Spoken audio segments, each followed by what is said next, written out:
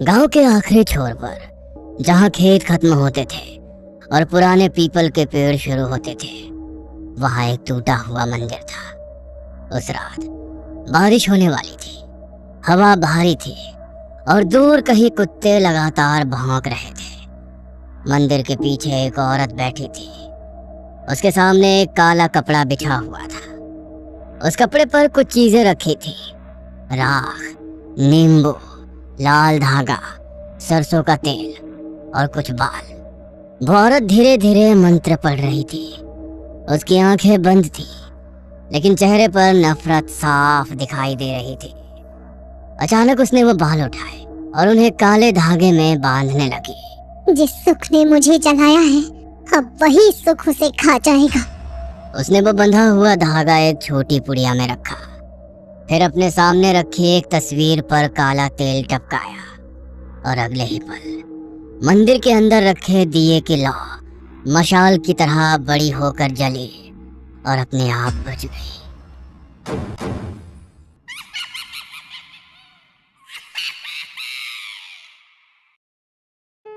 धर्मपाल का परिवार गांव में सम्मानित माना जाता था। 2 बेटे थे, अजय और विजय। अजय बचपन से तेज था। वो पढ़ाई करके शहर चला गया और धीरे धीरे उसने अपना व्यापार खड़ा कर लिया। कुछ ही सालों में उसके पास बड़ा घर, गाड़ी, नौकर और पैसा सब कुछ आ गया। लेकिन अजय कभी अपने परिवार को नहीं भूला। हर महीने गांव पैसे भेजता, माँ बाप की दवाई, घर की मरम्मत, खेती का खर्च, यहाँ तक कि विजय के बच्चों की फीस भी वही भरता। जब भी गांव आता, पूरा घर खुश हो जाता। देखो, अजय फिर से बच्चों के लिए कितने खिलौने लाया है। मीरा भी बहुत अच्छे स्वभाव की थी। वो कभी विजय और कविता को छोटा महसूस नहीं होने देती। गुड़िया के लिए कपड़े, विजय के लिए घड़ी, कविता के लिए साड़ी, हर बार कुछ ना कुछ लेकर आती। लेकिन यही चीज कविता को अंदर ही अंदर जलाने लगी। कविता जब गांव की औरतों को सुनती, अजय तो भगवान जैसा बेटा है, पूरा गांव उसी की वजह से चलता है, तो उसके चेहरे पर नकली मुस्कान आ जाती। लेकिन अंदर कुछ सड़ने लगता। उसे लगता धर्मपाल और सरोज अब विजय से ज्यादा अजय को मानते हैं। गांव वाले भी अजय के आने पर ही घर आते। और सबसे ज्यादा कविता को तब चोट लगी जब एक दिन अजय ने कहा, बाबा, मैंने शहर में नया घर लिया है, आप सब मेरे साथ चलो। इतना बड़ा घर है कि सब आराम से रहेंगे। धर्मपाल और सरोज खुशी से तैयार हो गए। विजय भी खुश था, लेकिन कविता चुप थी। उस रात उसने विजय को रोका। शहर जाकर क्या करेंगे? यहाँ खेती है, बच्चों का स्कूल है और शहर के खर्चे भी तो महंगे होते हैं। पर भैया कह रहे हैं सब संभाल लेंगे। आज संभाल लेंगे, कल एहसान भी जताएंगे। विजय चुप हो गया। धीरे धीरे उसे भी लगा कि कविता शायद सही कह रही है। कुछ दिनों बाद धर्मपाल और सरोज शहर चले गए। अब रोज गांव में फोन आता और धर्मपाल खुशी खुशी बताते, अरे विजय, यहाँ तो हर कमरे में एसी है। आज अजय हमें बड़ी होटल में खाना खिलाने ले गया। मीरा तो रोज नई चीज बनाती है, कल हम मुंबई घूमने जा रहे हैं। विजय ये बातें आकर कविता को बताया और हर बार उसके चेहरे पर जलन और बढ़ जाती।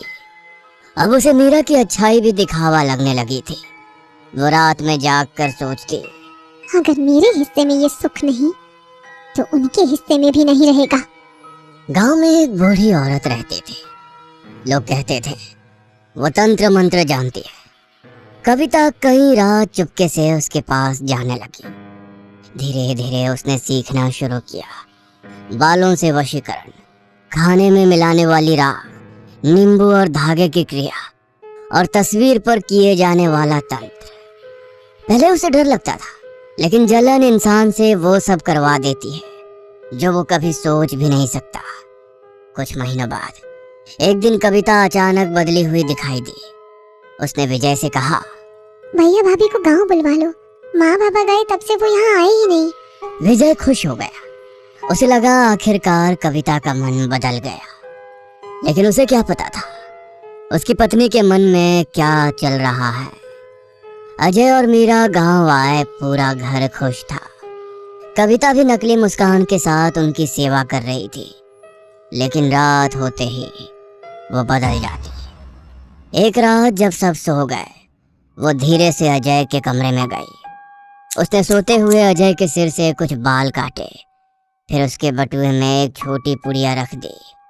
अगले दिन उसने अजय के खाने में राख मिलाई और मुस्कुराते हुए खाना परोसा। भैया, आपके लिए खास खीर बनाई है। अजय मुस्कुराकर खाने लगा और कविता चुपचाप उसे देखती रही। उसकी आंखों में अब इंसानी भाव नहीं बचे थे। इस बात की घर में किसी को कोई खबर नहीं थी। कुछ दिन गांव में बिताने के बाद अजय वापस शहर लौट गया। शुरुआत के 2-3 दिन सब सामान्य रहा, फिर धीरे धीरे सब बदलने लगा। पहले छोटे छोटे झगड़े शुरू हुए, कभी मीरा से बहस तो कभी माता पिता से अनबन। अजय खुद समझ नहीं पा रहा था कि उसे इतनी जल्दी गुस्सा क्यों आने लगा है। एक रात मीरा ने उससे कहा, आप बहुत तनाव में रहने लगे हो, थोड़ा आराम कर लो। अचानक अजय भड़क गया। तुम्हें लगता है मैं मेहनत नहीं कर रहा? सबको बस मेरी गलती दिखती है। मीरा चुप रह गई। धर्मपाल और सरोज ने पहली बार अजय को इस तरह टूटते देखा था, लेकिन असली डर अभी शुरू हुआ था। कुछ ही हफ्तों में अजय का व्यापार डगमगाने लगा। जो कस्टमर सालों से उसके साथ थे, अचानक काम रद्द करने लगे। किसी का पेमेंट अटक गया, किसी का माल वापस आ गया। एक बड़ा कॉन्ट्रैक्ट जो लगभग पक्का हो चुका था, आखिरी समय पर टूट गया। बिजनेस पार्टनर भी अब उस पर शक करने लगे।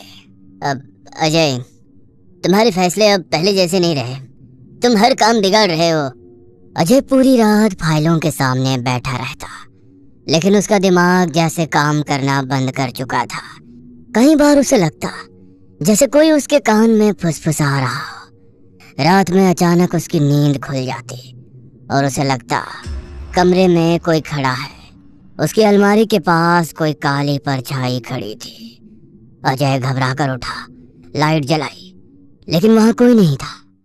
धीरे धीरे घर की हालत खराब होने लगी। लोन की किश्तें रुकने लगी, नौकर चले गए, बैंक से फोन आने लगे।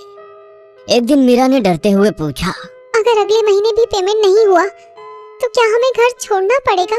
अजय ने कोई जवाब नहीं दिया, क्योंकि उसे खुद भी यही डर सताने लगा था। धर्मपाल और सरोज रोज गांव फोन करके विजय को सारी बातें बताने लगे। पता नहीं क्या हो गया है अजय को, काम कम होता जा रहा है, घर में हर वक्त तनाव रहता है। अगर ऐसे ही चलता रहा तो शायद घर भी बेचना पड़े। विजय ये सब सुनकर परेशान हो जाता, लेकिन जब उसने ये बातें कविता को बताई तो उसके चेहरे पर एक अजीब सी शांति आ गई।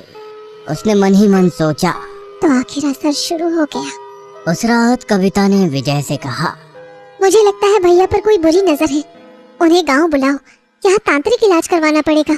तुम्हें सच में ऐसा लगता है? भगवान नाराज हुए होंगे, इतनी जल्दी कोई इंसान ऐसे नहीं टूटता। विजय को उसकी बात सही लगी। उसने अजय को फोन किया, भैया कुछ दिन गांव आ जाओ, यहाँ मन भी शांत हो जाएगा। टूटा हुआ अजय तुरंत मान गया। इस बार कविता पूरी तैयारी में थी। रात को जब सब सो जाते, वो चुपके से मंदिर के पीछे जाती, काला कपड़ा बिछाती, अजय की तस्वीर रखती और उसके ऊपर सरसों का तेल टपकाती। फिर उसके पुराने बाल और बटुए से निकाला गया कागज एक काले धागे में बांधती और धीरे धीरे मंत्र पढ़ती। इसका भाग्य ऊंचा है, वो नीचे गिरे। इसका घर रोशन है, उसका दीप बुझ जाए। हर रात के बाद अजय और कमजोर होने लगा। गांव से शहर लौटते ही वो बुरी तरह बीमार पड़ गया। उसे तेज बुखार रहने लगा। डॉक्टरों को कुछ समझ नहीं आ रहा था। रिपोर्ट नॉर्मल थी, लेकिन अजय की हालत बिगड़ती जा रही थी। वो रात में अचानक उठकर बैठ जाता और खाली दीवार को घूरने लगता। एक रात मीरा ने उसे नींद में बोलते हुए सुना, मुझे मत बुलाओ, मैंने क्या बिगाड़ा है तुम्हारा? मुझे मत बुलाओ, मैंने क्या बिगाड़ा है तुम्हारा? मीरा डर गई। अब सरोज को कुछ अजीब लगने लगा था। उन्होंने गौर किया, अजय की हालत हर बार गांव से लौटने के बाद ही बिगड़ती है। पहले व्यापार, अब तबीयत। एक दिन उन्होंने विजय को फोन किया। सच सच बता, गांव में तुम लोग क्या कर रहे हो? क्या मतलब माँ? पिछली बार गांव आया तो उसका काम बिगड़ा, इस बार आया तो उसकी तबीयत खराब हो गई। विजय खुद डर गया। उसे समझ नहीं आ रहा था आखिर क्या हो रहा है। उसने सारी बातें आकर कविता को बताई। कविता का चेहरा एक पल के लिए उतर गया। पहली बार उसे डर महसूस हुआ, क्योंकि अब शक शुरू हो चुका था। सरोज की बातें सुनकर कविता अंदर से हिल गई थी। उसे समझ आ गया था कि अब बात सिर्फ बीमारी और नुकसान तक नहीं रही, अब शक उस तक पहुंचने लगा है। उसने उसी वक्त सरोज को फोन लगाया। फोन उठते ही उसकी आवाज गुस्से से कांप रही थी। अगर आपको गांव नहीं आना तो मत आइए, लेकिन मेरे और मेरे पति पर ऐसे इल्जाम मत लगाइए। मैंने किसी का नाम नहीं लिया कविता, पर इशारा तो हमारी तरफ ही था ना। हम क्या अपने ही परिवार को बर्बाद करेंगे? सरोज कुछ पल चुप रही। उसके दिमाग में पुरानी बातें घूमने लगी। कविता की माँ हंसिका, गांव में लोग उसके बारे में क्या क्या बातें करते थे। कहते थे उसे तंत्र मंत्र आता था। उसने अपने ससुराल के लोगों को धीरे धीरे अपने वश में कर लिया था।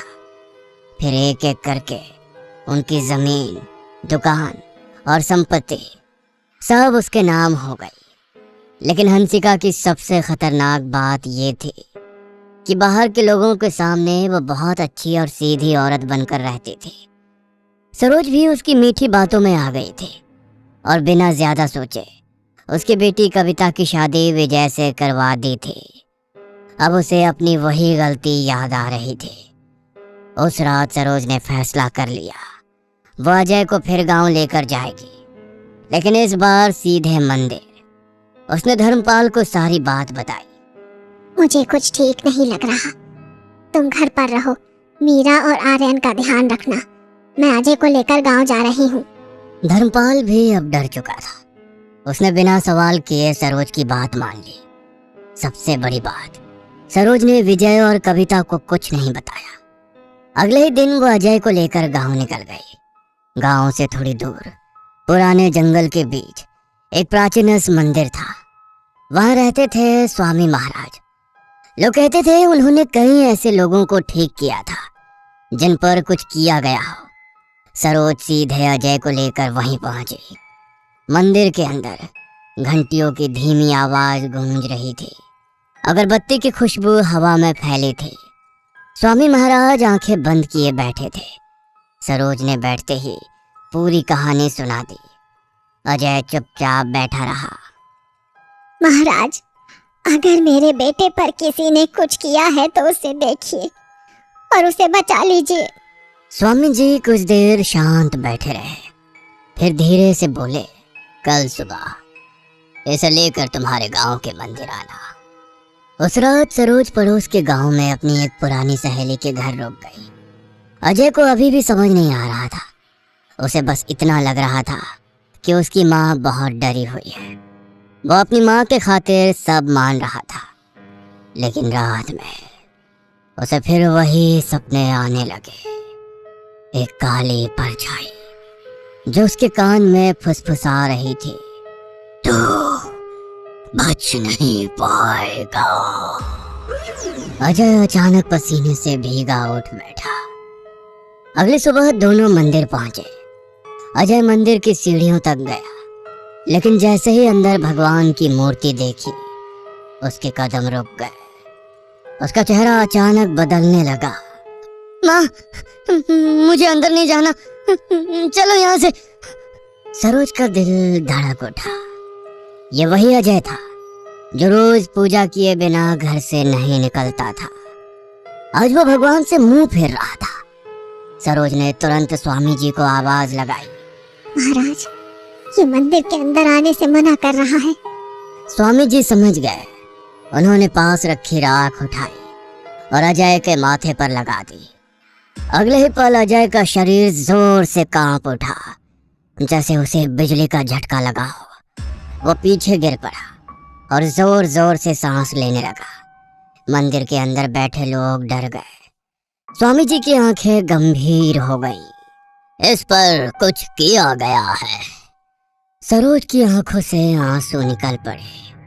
और जिसने किया है वो कोई अपना ही है।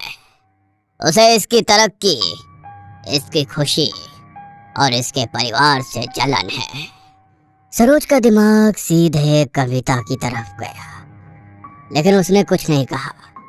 स्वामी जी ने अगले दिन विशेष पूजा रखी। सुबह से ही मंदिर में तैयारी शुरू हो गई। हवन कुंड बनाया गया। गंगा जल, कपूर, पीली सरसों और पवित्र राख रखी गई। अजय को हवन के सामने बैठाया गया। जैसे ही मंत्र शुरू हुए, अजय बेचैन होने लगा। उसकी सांसें तेज हो गईं। अचानक वो जोर से चिल्लाया, बंद करो ये सब, मुझे यहाँ नहीं बैठना। उसने उठने की कोशिश की, लेकिन दो लोगों ने उसे पकड़ लिया। कुछ देर बाद वो अचानक हवन कुंड की तरफ झपटा, जैसे आग बुझाना चाहता हो। उसने कई बार हवन की लकड़ियां उठाकर फेंकने की कोशिश की। उसकी आंखें लाल हो चुकी थी और वो भारी आवाज में गुर्राने लगा था। मंदिर में मंत्रों की आवाज लगातार गूंज रही थी। हवन की आग अब तेज हो चुकी थी। अजय जमीन पर बैठा बुरी तरह कांप रहा था। कभी वो चीखता, कभी हंसने लगता और कभी अचानक रोने लगता। मंदिर में बैठे लोग डर चुके थे। स्वामी महाराज लगातार मंत्र पढ़ रहे थे। उनकी आवाज भारी होती जा रही थी। फिर उन्होंने हवन से राख उठाई और सीधे अजय के सिर पर डाल दी। अगले ही पल अजय जोर से चीखा। ऐसा लगा जैसे उसके अंदर से कोई चीज बाहर निकल रही हो। उसका शरीर एकदम अकड़ गया। आंखें पलट गई और अगले ही पल वह जमीन पर गिर पड़ा। पूरा मंदिर कुछ सेकंड के लिए शांत हो गया। फिर अजय धीरे धीरे सामान्य सांस लेने लगा। उसकी आंखों से पानी बहने लगा था और आंखें सामान्य होने लगी थी। वो कमजोर आवाज में बोला, माँ। सरोज रोते हुए उसके पास बैठ गई। स्वामी महाराज ने गहरी सांस ली। बंधन टूट चुका है, अब ये सुरक्षित है। लेकिन उन्होंने जाते जाते एक और बात कही, जिसने ये किया है उसका अंत अच्छा नहीं होगा। अगले दिन सरोज अजय को लेकर गांव के घर पहुंची। घर में कदम रखते ही उसने सीधे कविता को आवाज दी। कविता बाहर आई, लेकिन सरोज की आंखें देखकर ही उसके चेहरे का रंग उड़ गया। क्यों किया था तूने ये सब? क्या बिगाड़ा था अजय ने तेरा? कविता तुरंत मुकर गई। मैंने कुछ नहीं किया, आप लोग मुझे फंसा रहे हो। लेकिन इस बार विजय भी वहां खड़ा था। उसके चेहरे पर गुस्सा साफ दिख रहा था। वो धीरे धीरे कविता के पास आया। गुड़िया की कसम खाकर बोल, सच क्या है? यह सुनते ही कविता के आंखों में डर उतर आया। कुछ पल तक वो चुप रही। फिर उसकी आंखों से आंसू निकलने लगे और आखिरकार वो टूट गई। मैंने किया, मुझे जलन होती थी। सब अजय भैया की तारीफ करते थे, माँ बाबा पूरा गांव भी। मैं नहीं सह पाई। आप सब लोग जैसे विजय को भूल ही गए। क्या सिर्फ अजय ही आपका बेटा है और विजय जैसे कोई नहीं? फिर उसने सब बता दिया। कैसे उसने तंत्र सीखा, कैसे उसने बाल लिए, कैसे खाने में राख मिलाई और कैसे रात भर क्रियाएं की और कैसे वो अजय को बर्बाद होते देख खुश होती रही। घर में सन्नाटा फैल गया। विजय की आंखों में आंसू आ गए। उसे यकीन नहीं हो रहा था कि जिस औरत के साथ उसने पूरी जिंदगी बिताई वह इतनी गिर सकती है। अचानक विजय पागलों की तरह रसोई की तरफ भागा। उसने दराज से चाकू निकाला और सीधे कविता की तरफ बढ़ा। तूने मेरी भाई की जिंदगी बर्बाद कर दी, मैं तुझे जिंदा नहीं छोड़ूंगा। कविता डर कर पीछे हटने लगी। तभी अजय ने दौड़कर विजय को पकड़ लिया। नहीं विजय, बस कर, और पाप मत कर। विजय फूट फूट कर रोने लगा। उस दिन उसका परिवार पूरी तरह टूट चुका था। उसके बाद विजय ने फैसला कर लिया वो कविता के साथ नहीं रहेगा। वो गुड़िया को लेकर अजय और सरोज के साथ शहर चला गया। कविता उस पुराने गांव वाले घर में अकेली रह गई। अब ना कोई उससे बात करता था, ना कोई उसके घर आता था। रात होते ही उसे वही आवाजें सुनाई देती जो वो क्रियाओं के वक्त सुना करती थी। कभी उसे लगता कोई आंगन में चल रहा है, कभी उसके कमरे में काले साए खड़े दिखाई देते, और कई रात उसे ऐसा लगता जैसे कोई उसके कान में फुसफुसा रहा हो, अब तेरी बारी है। कुछ ही दिनों में गांव वालों ने उसके घर से बदबू आने की शिकायत की। जब दरवाजा तोड़ा गया तो कविता अंदर मृत मिली। उसके सामने वही काला कपड़ा पड़ा था और उसके ऊपर जला हुआ नींबू। गांव में आज भी लोग कहते हैं जिस घर में लालच और काला जादू साथ आ जाए वहां इंसान नहीं बचते, सिर्फ बर्बादी बचती है।